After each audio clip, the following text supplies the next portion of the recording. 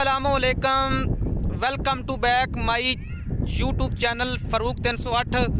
कि यार कोई भी भाई अगर कोई बनाता है वीडियो यूट्यूब ते बनाता है, मैनू एक भाई कहता रिपोर्ट मारो, ये करो, फलान करो, इनू रिपोर्टा मारो जी, ये करो।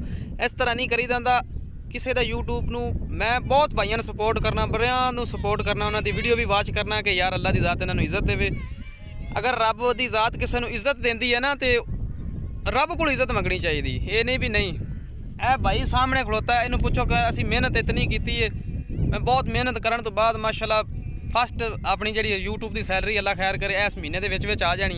ए भाई नाल खड़ोता तुम दसेगा यार इस तरीके ना करो यार, रोबोट मार रोबोट नहीं यार, आपदे तरीके ना चलो।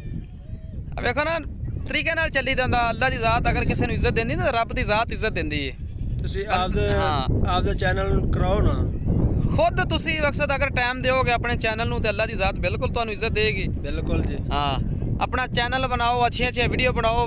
असी हुण इन्ना कुछ करन तो बाद अल्लाह ने हुण साडी इज्जत कीती, अल्लाह ने बहुत सारा साडी मदद कीती है। ना जलो यार, जलना नहीं चाहिए होंदा किसी दे चैनल ते नहीं जलना चाहिए।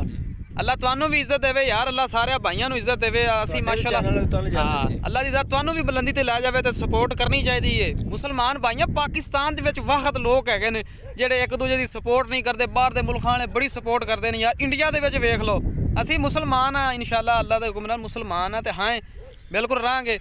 तो इंडिया दे विच लोग बड़े एक दूजे की सपोर्ट करते हैं, बड़ा कुछ करते हैं यार। अपने पाकिस्तान दे विच वाहत लोग ने जेडे एक दूसरे से जलते हैं। ਆਪਾਂ ਭਰਾ ਇੱਕ ਦੂਰੇ ਦੀ ਸਪੋਰਟ ਨਾਲ ਹੀ ਉੱਤਾ ਜਾਣਾ ਜੀ। हाँ, ਇੱਕ ਦੂਰੇ ਦੀ ਸਪੋर्ट ਕਰਾਂਗੇ ਤਾਂ ਆਪਾਂ ਕਾਮਯਾਬ ਹੋਵਾਂਗੇ, ਨਹੀਂ ਤਾਂ ਆਪਾਂ ਨਹੀਂ ਕਾਮਯਾਬ ਹੋ ਸਕਦੇ। नहीं हो सकते।